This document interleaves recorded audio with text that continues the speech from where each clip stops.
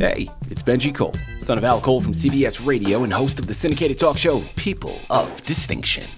The talk gives an in-depth view of some of the most dynamic, intelligent, and successful people on the planet. Run to our website, alcoleenterprises.com today for more info, or you can always email me directly through benji@alcoleenterprises.com.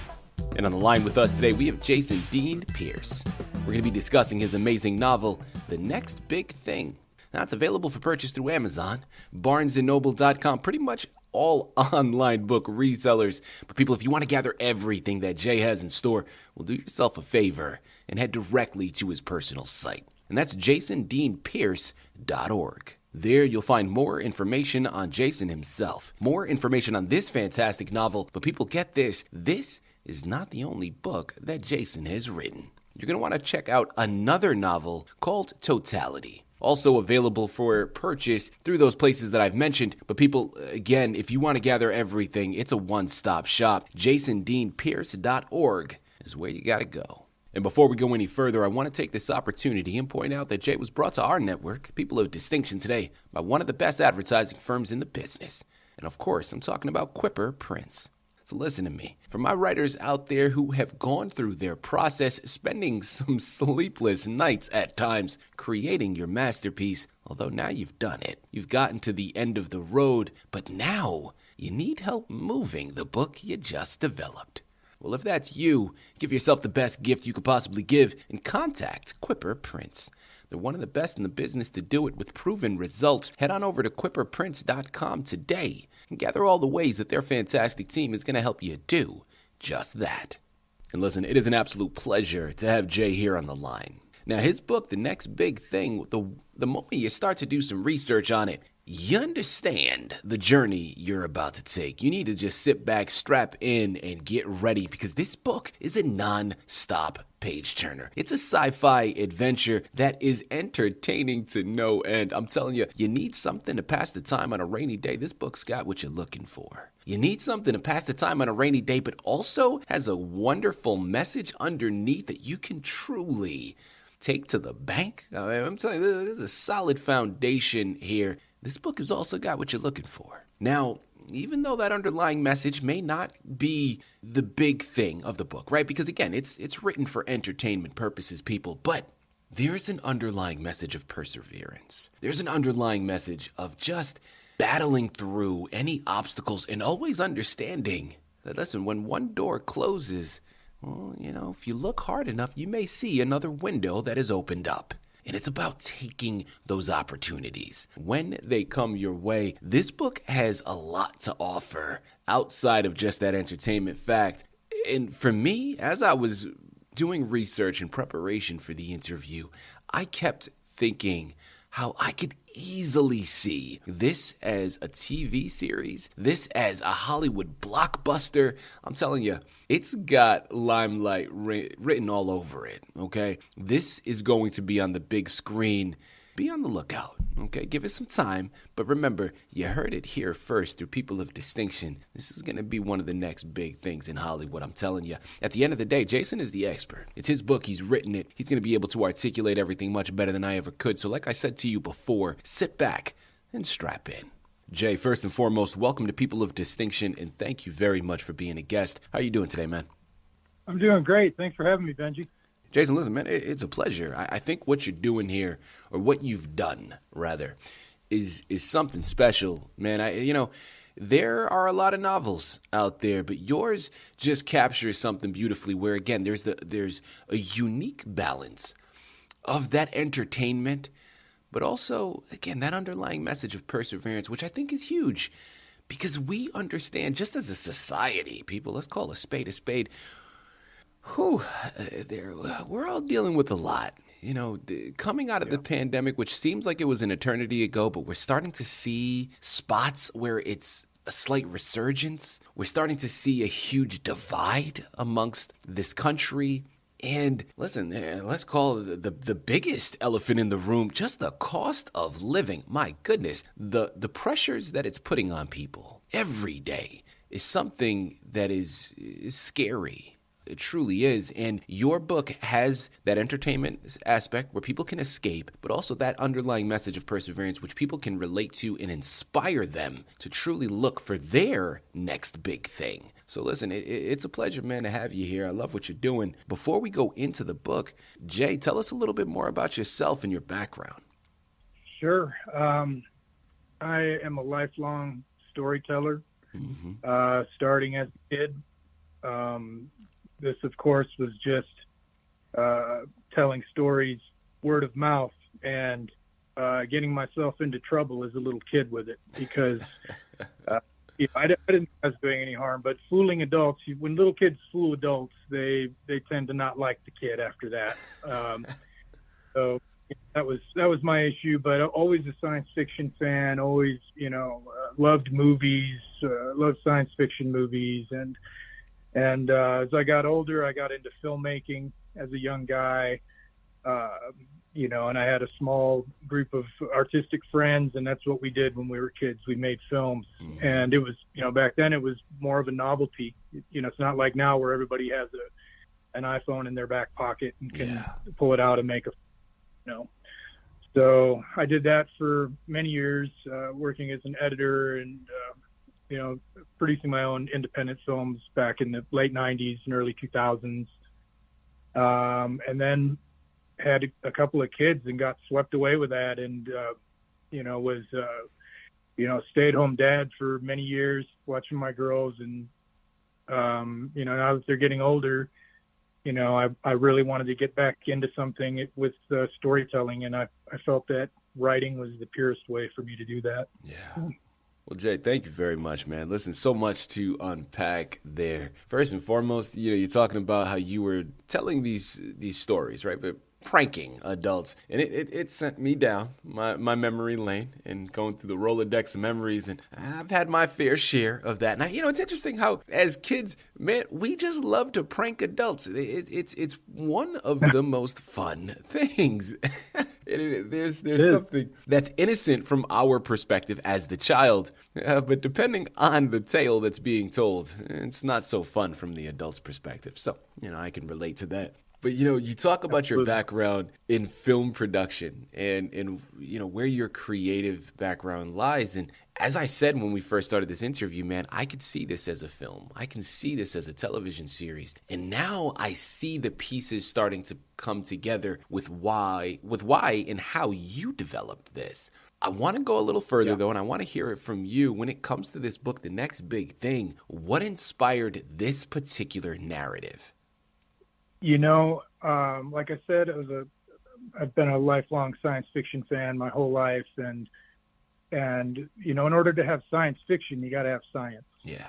That's got to be a component of it. And, nowadays with video games and movies and TV, you got the kitchen sink, the science fiction ideas. They throw every kind of thing at you. And for me, I just wanted to focus on one specific technology, one thing that has always been in science fiction, but we still have not been able to crack the code, haven't been able to solve it amidst all these other achievements, artificial intelligence and space travel, all this stuff we can do. We still haven't done this one thing, and that's anti-gravity. Well, Jay, without further ado, man, you set up a wonderful segue. Let's jump right in. The Next Big Thing. Tell us a little bit more about the narrative. Sure. It focuses around the hero, which is Jack Renfro, who is a washed-up entrepreneur who became successful too young. He was still in college when he got all that money and mismanaged it. He wasn't ready for it and developed a drug problem that ultimately led him to prison for a couple of years. And thought it was over. He thought, anything he had was in the past. And on a pilgrimage, his last pilgrimage into the desert to end his life, he finds something. He finds an object out there. And this object he can't explain. He can't just look at it and explain what it is. And it compels him enough to take it back with him out of the desert and seek help to find out what it is. Again, I'm going to get back to the message about perseverance, and I know it's not something that is heavily embedded. Like, your book does not come across preachy. You're not beating this message over the head. It's made for entertainment first and foremost, but that message of perseverance, right? I mean, people, we have all been there. Where we're in life, we're going through our motions, and we stumble, right? We hit a roadblock, we hit an obstacle, and it turns our world upside down. And for a brief moment, or maybe it doesn't feel so brief, before that moment, we're unsure. We're battling through how we're going to get past it. And that's the reason why I'm saying this book is so powerful, because it offers that message of hope and inspiration. It's not easy. It's not fun to go through it, but it's there, right? That message of there's a second chance, right? Never giving up. I'm telling you, it's Amazon, it's Barnes & Noble, it's JeanDeanPierce.org. You got to head on over there, pick up copies of The Next Big Thing by Jason Dean Pierce. This is something you want to add to your shelf. Curiosity here for myself with this next one, Jay, but throughout this entire writing process, what would you say was a highlight for you? Or if not a highlight, something that maybe surprised you that you weren't anticipating before you began? That's a good question. I had conceived of this story back in 2006. It was almost 20 years ago. And the original idea was still the same premise, but it was simpler in a way and went in a different direction. And basically, I'm on a journey now as a writer, storyteller, to take my old story ideas and finally sit down and write them. Yeah. And I've got a whole filing cabinet full of story ideas and characters that I've collected for years and years. And now I've finally got the motivation to actually do it. And when I pulled this story out of the drawer, I thought, this is good. It's simple, straightforward. I can bang this out pretty fast. And as I started going back through the notes and everything and started writing it, it changed. It became a little bit more contemporary, and it includes, maybe a little bit more contemporary issues.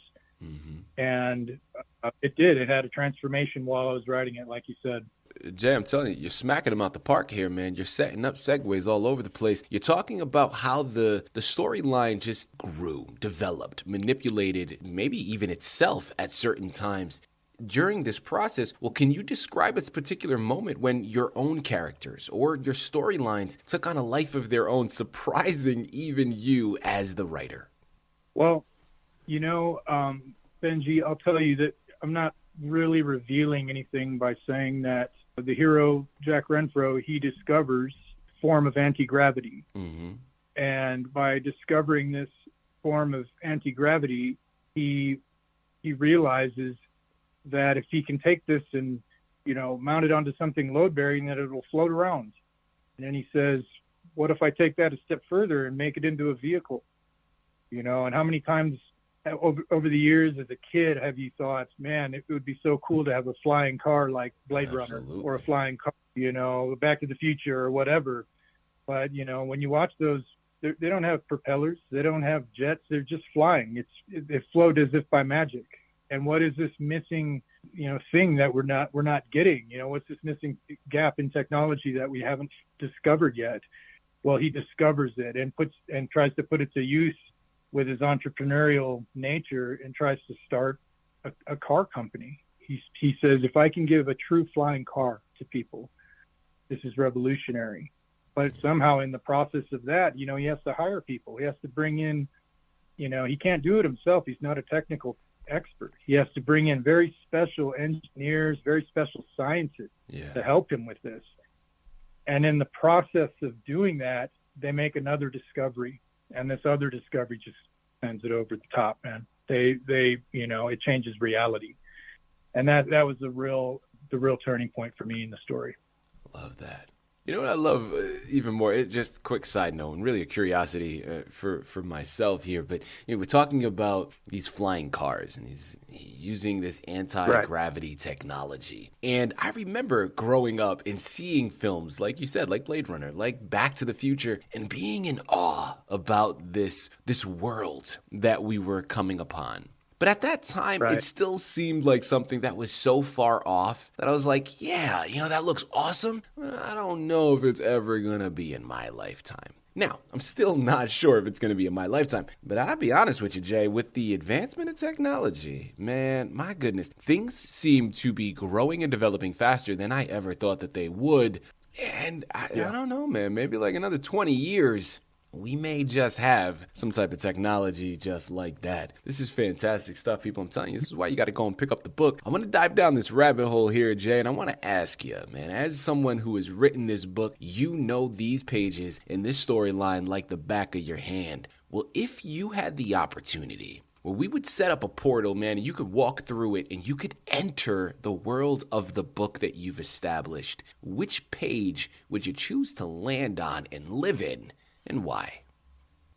I think it would have to be after he's already made the discovery and has already, instituted the technology and it's a thing being developed. Mm-hmm. And there's a part in the book where Jack has his team. It's a small team of scientists, engineers, and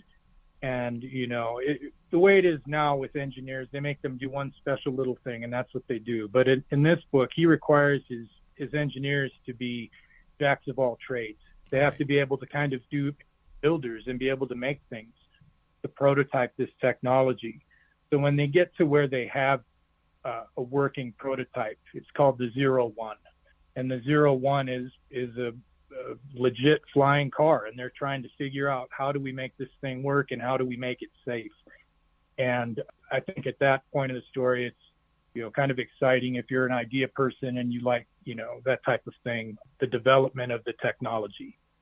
I'm going to switch gears here slightly, Jay, and as we're starting to tie down and close out of the interview here, I want to ask, because you've mentioned a couple of times throughout this interview how you view yourself as a storyteller and have since a very early age, and specifically because you used that term, storyteller.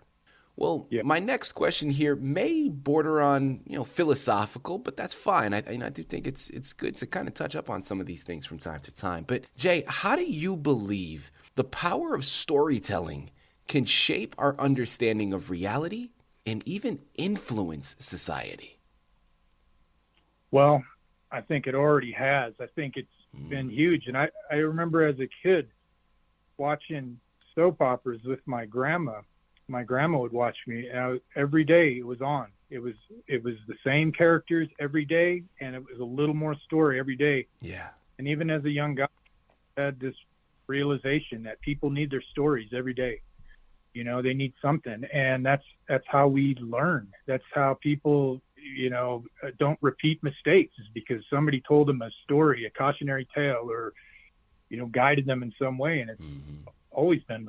Listen, I completely agree, because when we look at the history of humanity, I mean, people prior to books, this was the way people were learning. This was the way traditions were passed down. It was always through an oral whatever, right? Whether it was a story being told or something being preached, but it was always this oral tradition that was being passed down through generations.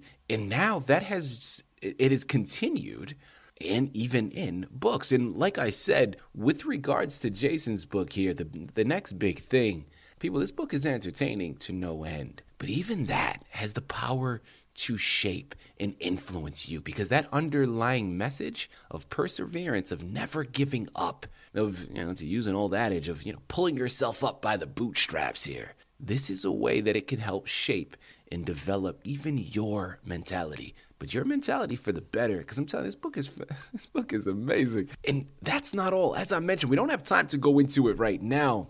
But while you pick up the next big thing, look into his other novel as well, Totality. Both are sure to be absolute adventures that you can get lost in. So I'm going to say it again. It's Amazon, it's Barnes & Noble, JeanDeanPierce.org. And also, I don't know if you all caught it, I was going to make a mention of it, but I got sideswept with something else.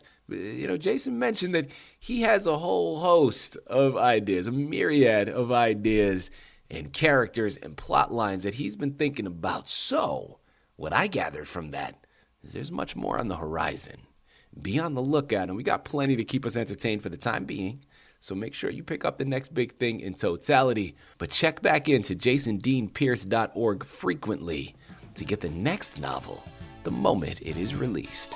Jay, this has been a true pleasure, man. An absolute delight. Thank you once again for being a guest on People of Distinction. Hey, thank you, Benji. Really appreciate it. It's been great.